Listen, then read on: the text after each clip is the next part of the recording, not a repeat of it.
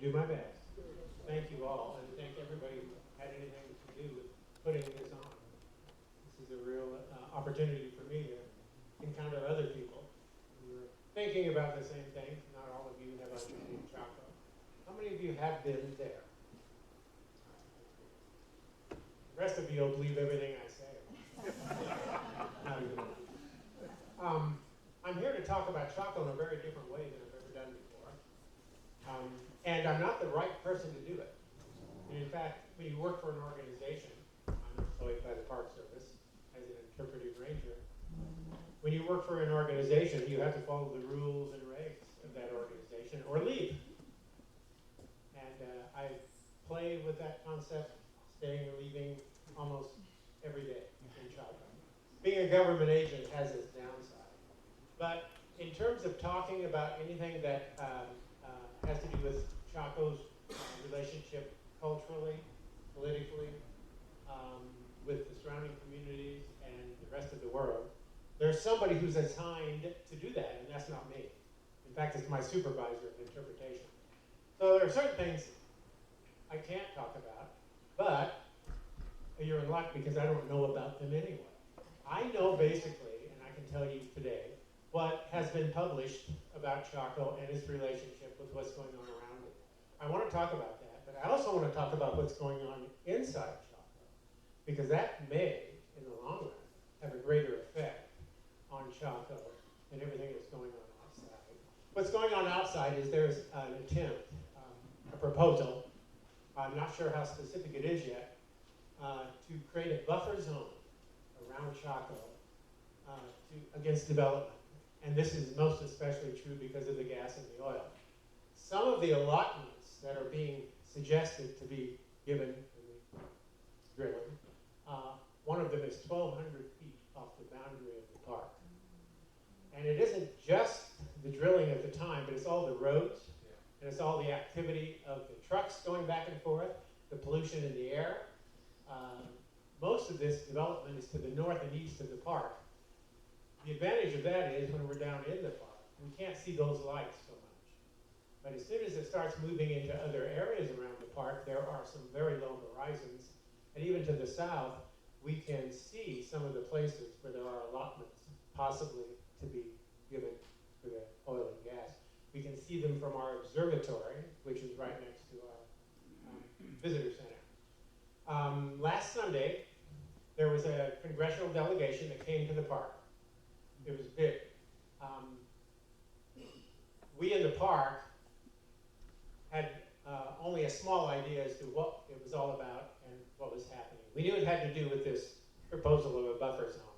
Who was all involved in coming, we didn't know, but there were people from all over Arizona, there were people from New Mexico, there were local people, there were congressional people, there were senators. I don't even know who they all were. I was at the front desk and could see all these people coming in and going into the place where they were to meet.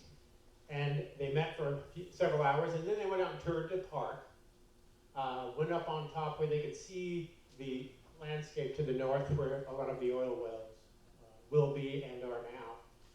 And then they toured around the park outside to see what was happening in the community. And they also had a method by which they could, and I don't know the details of this, by which they could document the methane output that was happening because of all the oil and gas. The next day, Monday, which was last Monday, they had a meeting, a follow-up meeting in Santa Fe.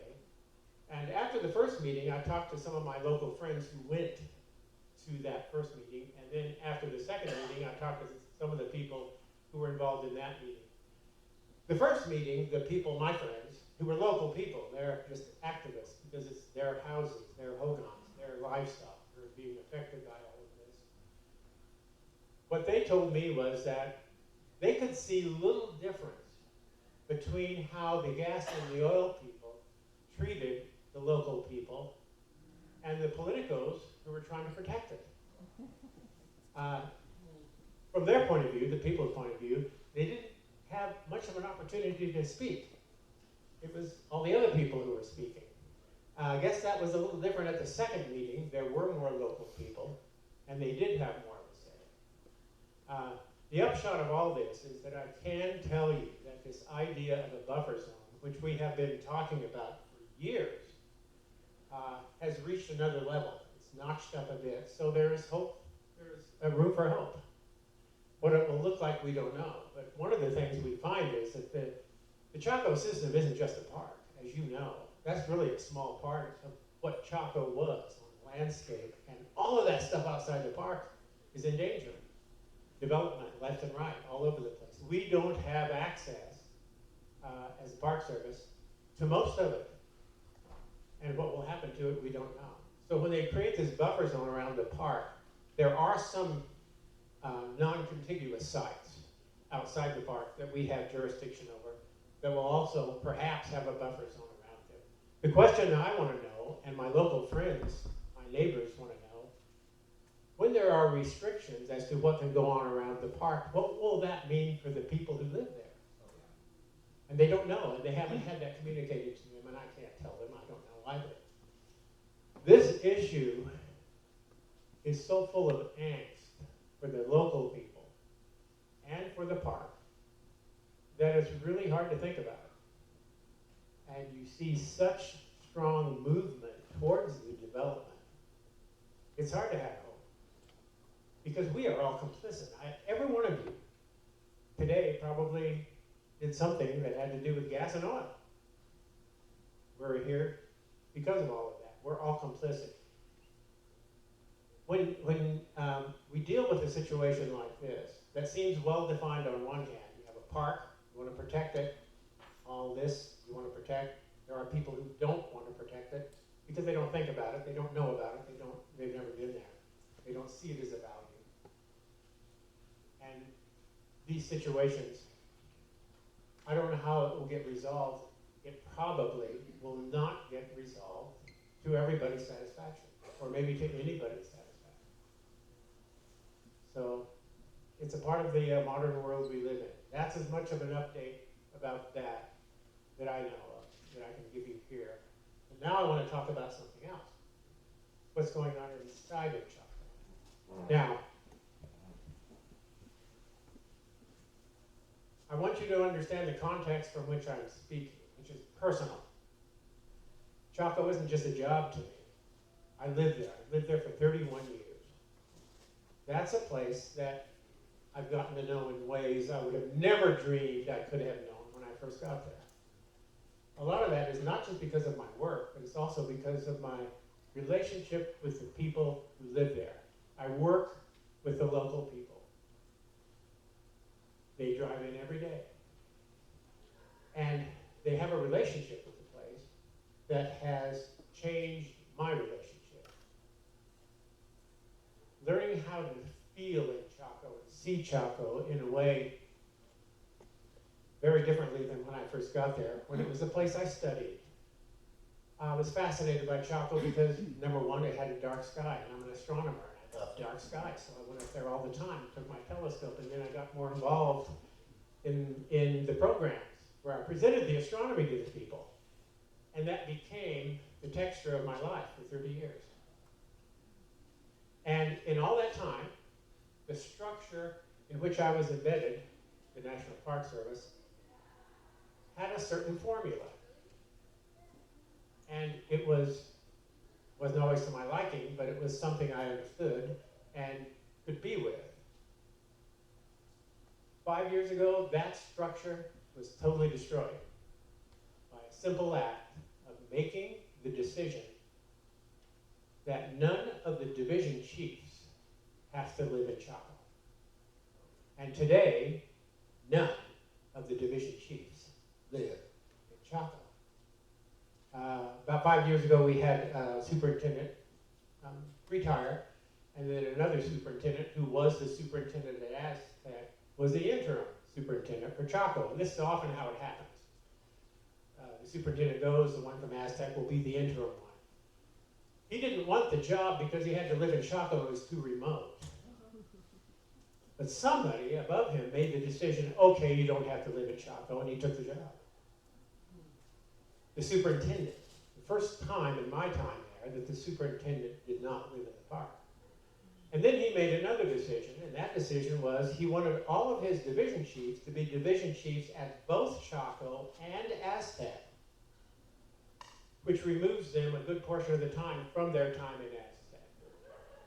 And then as time passed, it became optional for the division chiefs to live in Chaco. And because they were working at Aztec also, that became the place where they lived, or somewhere nearby. So none of them live in the canyon. And Aztec, remind us, how far is Aztec from Chaco? It's an hour and a half drive just north. And it is a sister, well, it's not a park, it's a monument, but it's, it's a part of Chaco. Administratively, we've been a part of, our administration lives and works in Aztec, and that's been true for a long time. That's not the division chiefs. So, one of the consequences of the division chiefs not living there are some of us who do live there. In the winter, there's only a handful of us, about 5 or 6. We run the visitor center. The people from the stabilization crew, the bookstore, they drive in every day, so we have those folks during our work day. And at night, there's 5 or 6 of us who live there. Our water system broke down. Now, this is not unusual in Chaco. Usually takes a day or so to fix it. It didn't take a day or so to fix it. We were out of water for 3 weeks. 3 weeks. Now, during all that time, I thought, well, the Chacoans, they had it harder than we did, certainly. But in this case, we brought in our bottled water. We did all that we needed to do. 3 weeks without water, and if the division chiefs had lived in the canyon, I swear to you, it would have been 3 days. And I got to say that to our superintendent after the whole event. Got a chance to talk with her. And I said, if you guys had lived here, that wouldn't have lasted 3 weeks. And her comment was, I think you're probably right. But it didn't make a difference. That philosophy is now there, and as I understand it, the reputation that Chaco has for people who might want to work there is nobody wants to live there. It's too remote. 5 years ago, that wasn't true, but now it is. For 30 years, it wasn't true, but now it is. It's just a simple philosophical change. And then the next step, another consequence of this. I could believe that it could be done if the superintendent didn't live in Chaco. Maybe if the cultural resource manager didn't live in Chaco, it could work. What doesn't work is the head ranger. He doesn't live in Chaco. The head ranger is first responder, not just, he's law enforcement, but he's medical. He's every emergency that could possibly happen. Wow. And he doesn't live there. Now, we have a loop drive. Those of you who've been there know how that works. 9-mile loop drive through the park, comes back again. There's 2 gates, one going in, one coming out. We have put out on the website and every other bit of publication that we're open from 7 in the morning until sunset. Okay? That's no longer true. We closed at 4. Monday, we're going to change those hours, going to extend them. We're going to be open till 5. When the head ranger or anybody else who's assigned to go out and close the park, they lock the gate. Now it'll be 5 o'clock. And sunset is after 7:30. And if you go out there and find a few cars, and there's somebody in the backcountry and they're not at their car, but you're closing the park, this is what you're supposed to do. You put a note on their windshield. I'm going to read it to you. I have to take my glasses off to read. Dear visitor, thank you for visiting Chaco Culture National Historical Park. We hope that you had a safe and enjoyable visit. Unfortunately, there is no after-hours parking available within the Loop Road. All parking areas within the Loop Road close when the visitor center closes. For the protection of the archaeological site, we have closed the exit gate, but the lock is still open. Please exit safely and help protect this place by reclosing and securing, but not locking, the gate after you leave, because we do not know how many other visitors still need to leave. We do not want to lock them in. If you need emergency assistance, please call San Juan County Dispatch at, the numbers here. You don't have cell phone coverage in Chaco. So they should have said, if you need emergency assistance, you're out of luck. I have been in Chaco when we've had emergency search and rescue. I've been there and watched people die. I have seen people with broken legs, concussions, all manner of things because they fell. I've seen people pass out for whatever reason, sometimes for heat exhaustion, heat stroke. I was involved in a heart attack. Person didn't make it. All in that remote area. And every single time, there's been people there to respond. People that respond who know how to respond, and who can make a call on their radio, get somebody at the phone at the front desk, call air care, and get whatever we need, whether it's an ambulance or a helicopter. I was flown out of there by a helicopter once because I had my emergency. If you live anywhere long enough, you have emergencies. I know that for the last several months that we've been closing the park in this manner, that we're living on borrowed time. But unless the people who run the park live there, they cannot care for it. Caring is not a feeling, it's not an emotion, it's a verb, it's something you do. And if you don't see what's going on, you don't know what's going on.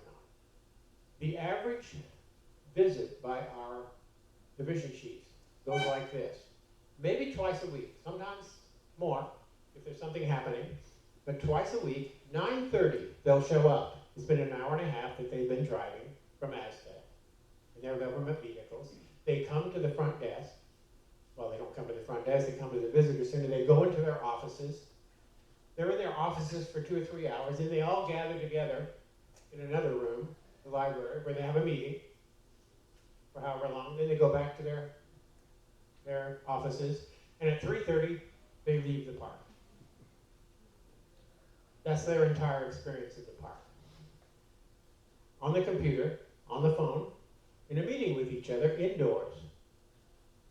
They could do that at Aztec just as easily. And I've heard the cultural resource acting manager say one day when he was leaving, I didn't need to come down here, I could have done this in Aztec. They don't know the park because they don't see it, they don't feel it. I don't actually work for the Park Service. I'm employed by the Park Service. I work for Chaco. I work for the visitors, the coyotes, the rocks, everything else that goes on there. Things I don't know about. When I wake up in the morning, I encounter my place. Look out my window. There's Pajada Butte. Yeah, you just I tell people I wake up in the morning and wish I wouldn't be. I look out the window and the greatest tragedy that has ever happened to me happened in Chaco. The best things that have ever happened to me have happened to me in Chaco. I have a sense of Chaco that the other people can't have, and I understand that. But I know that my native friends have a far deeper relationship with that place than I could ever have. One quick story. A man about my age, it's been about 15 years, from one of the villages, was told by his grandfather, you have to go to Chaco, that's your essence, that's your beginning, that's your destiny. You need to go to Chaco. He never did. His grandfather died. So now he goes to Chaco. He comes to Chaco, I encounter him, I get to take him into Pueblo Bonito. He's never been there. I've lived there now for, well, at that point in time, about 25 years. It was obvious to me he had a deeper connection to the place than I could ever have. Things that I couldn't possibly understand. I knew things he didn't, and I could tell him all kinds of things. That's why I was there. But what I was telling him wasn't what Chaco really is. And what he was feeling is what Chaco really is. The division chiefs can't feel that. They won't let themselves feel that. It's not possible. It's like trying to care for a child and you live hundreds of miles away. You see their photographs. You write them letters. No matter how close you might be to them physically, in terms of they might be your child, they're not your child. Somebody else is raising them. You aren't. Two guys came out of the Loop Drive the other day when I was going over to unlock the gate. Well, it was false lock because they'd been in there all night, so they came out. And I asked them what they'd done, and they said, well, we've been here 3 days. We went down to Pueblo, King Quetzal one day, which is on one of the trails. And then when we came back to our car, there was this note on the window, and it was after 4. We knew we were a little late, but we didn't think it mattered. And then we saw, oh, look what they do. So what they did the next night, they went in before 4. They went down to King Quetzal. They saw the guy come and put the note on the door. And then they spent the whole night in the canyon. They photographed, what so many other people want to do, the sunset. Then they photographed all night long at Del Arroyo, at Chetumal, and Bonito. Then they photographed the sunrise, and they drove out. They figured it out. They did that. More power to them, but what if they'd gotten hurt? Or what if they were vandals and wanted to go down and dig? You know, before we had the gates, people went in there all the time and dug. And we wouldn't find out about it for days sometimes. So when you think about Chaco, think about it as once again, and I'm sure this happened 1,000 years ago, going through incredible changes that that threaten the essence of what that place is. That place has been invested by human hearts and minds for over 10,000 years as a special place. And everybody who finds it special in their own way. Sometimes, most of the time in community, but not always. But Chaco is a community. And if you're not a part of that community, you cannot care for it. So pray for Chaco. It needs it. If you come, fill out a comment form. Say you want to go out there and be out there at sunset. Every day, I hand out about 10 comment forms because people are upset. And what do you think it's like when they drive in and it's 3:30 and they think we're open till sunset? Sorry, you got 30 minutes. You can't see anything.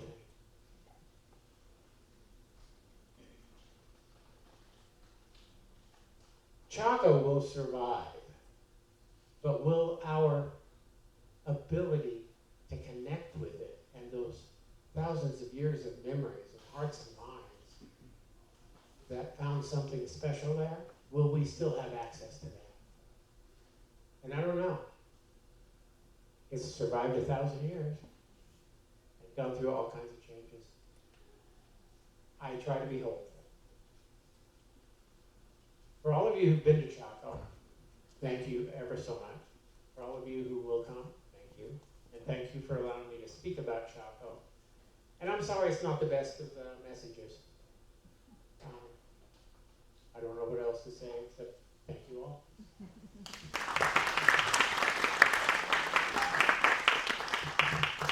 I want to thank you, GB, for being so open about your views of Chaco. That was very helpful. And even though it inspires me, I heard these stories, by the way, about the closing at 4 o'clock. I said, that can't be true. Well, anyway, thank you. We've got a couple of questions here. It's not really a question, but it's sort of like an ongoing conversation that I've been having with TV for years. But there's also volunteer programs that have been coming in or an important part of the Chaco interpretive culture. And GB's been in charge of a night sky program that has brought in volunteers that have actually been staying in the park, like you said, gotten the intimate knowledge of the park by assisting the public. I just wondered if you could say more about those programs, like the campground hosts and the night sky guide.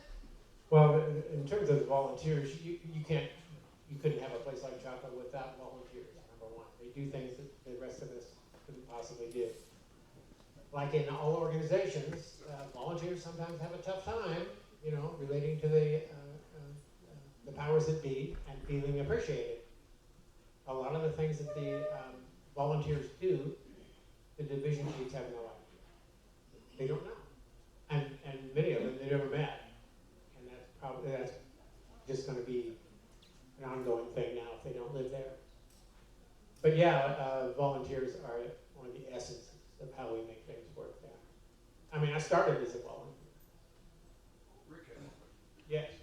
I'm just wondering, so you described something that looks like a systemic problem, which is way bigger than chocolate, right? Just the hierarchy of management of the park service and how it balance. And I know the geography of Chaco, it's far away from communities and all that stuff. But does this happen other places? I mean, do you know of other places in the United States where a similar condition exists and it's just as bad? Or? Well, I would just assume so. I would think that. I guess never thought about this, but every indigenous spot on this planet, something that has meaning to people who were here before, is at risk. So how do we include it in such a way that it still has the meaning and doesn't get destroyed offensively by just willy-nilly development? Development is mindless, as we know. You can't do something, you do it. You just keep doing it, keep doing it. It's our hearts and minds that will adjust it and make it different. But I don't know. I mean, I know chocolate. Yes. It must be happening. Yeah. Yeah.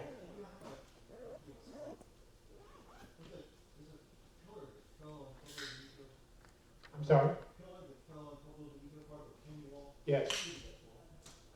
3:29 p.m., January 22nd, 1941. And lots after. There was supposed to be a during, but it didn't work.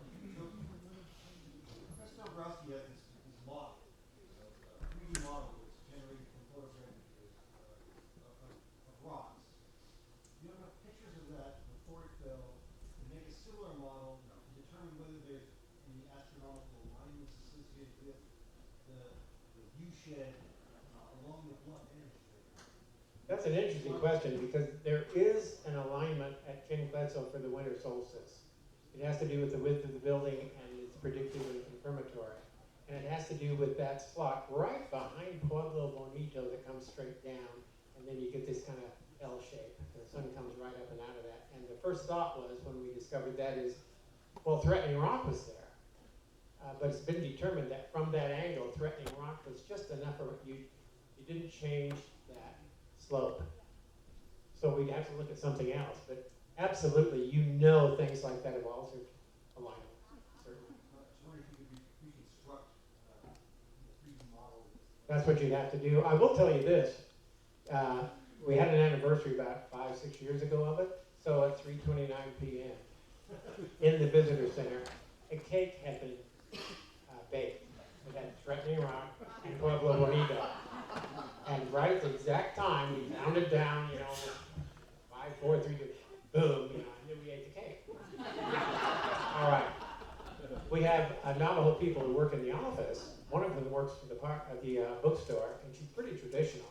And she didn't eat any of the cake. And after a couple of days, somebody said to her, the cake's in the, it's going to go bad. You should go have a cake, part of the cake. And she said, that is not something to celebrate. Now, the stories go that when it came down, the superintendent who had made the last measurement on the rock a few hours before it fell and the greatest amount of movement, and it was falling while he was on it. He could feel it move. When he would go anywhere in the area after that, where there were a group of Navajos, like in the post office, they would leave. That memory is very strong among the people. And that just, that brings me back to this sense of how the landscape affects you and how you affect your time in the land. There's something about being in one place like that that's been invested for so long with so much energy. It changes you. It makes you something different. Just one more, yeah. Do you have a succession plan? I'm sorry? Do you have a succession plan? You've been there 31 years. Is there a 20-something ranger that you are training? No. Down. Consistency from season to season is tough in Chaco. We're fortunate. Most years we get a few people who've been there before because they love it and they want to come back. But then they leave after 4 or 5 years, and then you keep getting new people in. I'm having difficulty thinking that I'll be there after this year if I can't change what I'm feeling about the changes that are going on. And so I'm still in process of it. All right. Okay, just a comment. There's an opportunity for all of us to write, look online quickly, write email, and say that as the public taxpayers, we want some changes in what's happening with the management in our office. In truth, I was hoping somebody in the audience would say that.